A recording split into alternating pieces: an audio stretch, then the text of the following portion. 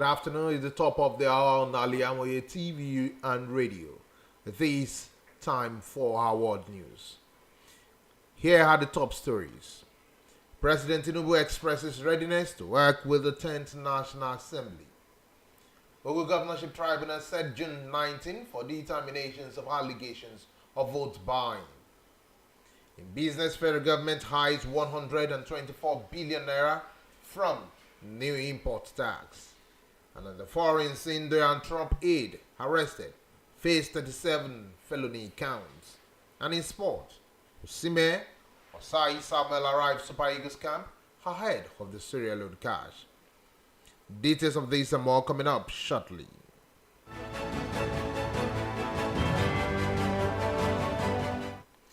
Welcome back. Now the news in details. I am Oluwafisayomi, Ajibola. President Bola Tinubu says he is ready to work with members of the just inaugurated 10th National Assembly. Both Senator Godswill Akpabio and Tajuddin Abbas were on Tuesday elected as Senate President and Speaker of the House of Representatives. In a congratulatory message to the leadership and members of the 10th National Assembly, President Tinubu said Nigerians are looking up to the government to change the fortunes of the country for good and remove all barriers that impeded progresses.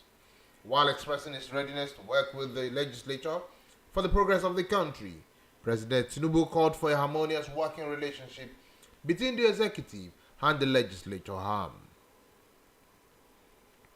Meanwhile, the President of the Senate, Godswill Akpabio, says the 10th National Assembly, under his leadership, will be forward-looking and ensure that all legislative backing is given to policies and programs of President Bola Tinubu. Akpabio stated this while speaking during his acceptance speech on Tuesday. The senator representing Akwa Ibom Northwest noted that the Senate will appraise economic viability, social acceptability, tackle environmental issues, and bring about sustainable growth. He assured that the Red Chamber will maintain its independence and will not serve as a rubber stamp to the legislature. In the same vein, the newly elected Speaker of the House of Representatives, Tajuddin Abbas, says the Parliament under his watch will respect the rule of law in discharging its responsibilities. Addressing members shortly after he was elected, the lawmaker promised to work tirelessly to deliver good governance and effective representation to the people, while also promising to work in harmony with the executive arm and uphold the principles of checks and balances. Abbas assured the lawmakers that he would not take the mandate bestowed upon him for granted. The presidential candidate of the People's Democratic Party, PDP, Atiku Abubakar, through his lawyer, says he has suspended the national chairman of the Independent National Electoral Commission, INEC, Professor Mahmood Yakubu, to testify in court. The lead counsel to Atiku, Chris Uche, who addresses the Presidential Elections Petition Tribunal sitting in Abuja on Tuesday, said he had also summoned the secretary to the commission, Mrs. Rose Omoa Orienta Antoni. Atiku is challenging INEC's declaration of President Bola Tinubu of All Progressive Congress APC as the winner of the February 25 presidential election. President Bola Tinubu on Tuesday received former President Goodluck Jonathan at the State House in Abuja.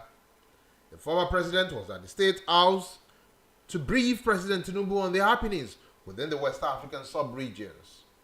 Jonathan, who is the special envoy of the Economic Community of West African States, leading its mediation mission in Mali, said he was at the State House to relay to Tinubu the outcomes of discussions with other members of the West African Leaders Forum while he chairs. The former president has been facilitating dialogue with major stakeholders in Mali, including President Ibrahim Boubacar Keïta, opposition leader, civil society, and religious organizations toward resolving the socio-political crisis in the continent.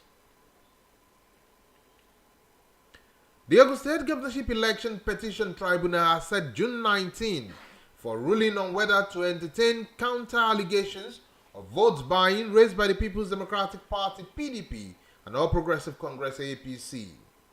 The court said that it's sitting on Tuesday in Ishabo, Abeokuta, the state capital, Counsel to the APC candidate, Governor Dapo Abiodun Taiwo Shipiton, had accused the PDP candidate Ladi Adebuto of vote buying, while the counsel for the petitioner, Godi Uche, also accused the APC of the same. Uche said that though the allegations of vote buying was not originally in the petition, he was compelled to also reply that the APC was the one that engaged in vote buying. The chairperson of the 3-member panel, Hamidu Kunaza, however, adjourned to June 19 for a ruling on the motion. The Ondo State House of Assembly says it has received a letter from Governor Oluwafisayomi transmitting power to his deputy, Lucky Ayedatiwa. The ailing governor in the letter also told the lawmakers that his medical leave abroad to receive further medical treatment. The Speaker of the House of Assembly, Olamide Oladiji, disclosed this on Tuesday. The governor, according to the letter, said the leave, which commenced on June 7, extends to July 6, 2023. You are listening to the world news on Al-IyamoyeTv and radio. Still to come after this break, business, foreign and sport. Do stay with us.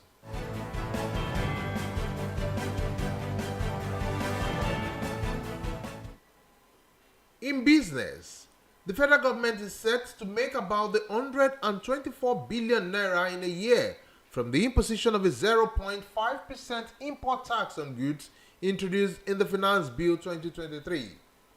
The Finance Bill 2023, which was signed into law on May 28, 2023 by the former President Muhammadu Buhari, imposed a 0.5% levy on goods imported into Nigeria from outside Africa. Nigeria imported 24.8 trillion naira worth of goods from outside Africa in 2022, according to a data from the National Bureau of Statistics. According to the federal government, this revenue source will help it meet and ensure the sustainability of the obligation to bilateral, multilateral organizations. On the foreign scene, the former president of the United States of America, Donald Trump, has pleaded not guilty to the 37 charges related to the alleged mishandling of classified documents. The embattled former president had earlier surrendered himself at the federal court in Miami, Florida, for allegedly keeping and hiding classified documents. Trump, alongside his aide and co-defender, Walt Nauta, were arrested, fingerprinted, and processed. In the world of sport, Fenerbahce defender Bright Osai Samuel is the last Super Eagles player to team up with the rest of the squad for the Sunday 2023 AFCON qualifier against Sierra Leone in Liberia. Defender arrived at the Super Eagles camp on Tuesday, having missed 2 training sections already. He joined the rest of the team from today's section before the team depart for Liberia via a chartered flight on Saturday morning. Napoli striker Victor Osimhen, who also missed the first training section on Monday, was part of the Tuesday closed section, having arrived at the camp on Monday night.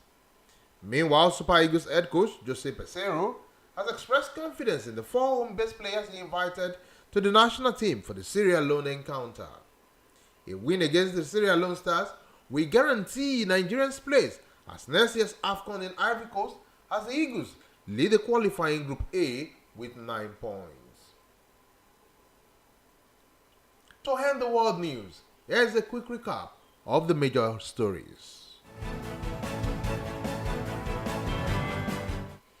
We did tell you that President Tinubu has expressed readiness to work with the 10th National Assembly. Ogun Governorship Tribunal set June 19 for determinations of allegation of vote buying. In business, we did tell you that the federal government hides 124 billion naira from new import tax. And on the foreign scene, Donald Trump, aide, arrested, faced 37 felony counts. And in sport, Victor Osimhen, Osai Samuel arrived Super Eagles camp ahead of the Sierra Leone clash. The world news was edited and produced by Abidat Tawhid. For more news and updates, you can follow us on all our social media platforms and on our website www.aliyamoyetvradio.com. Thanks for listening Good afternoon. I am Oluwafisayomi Ajibola.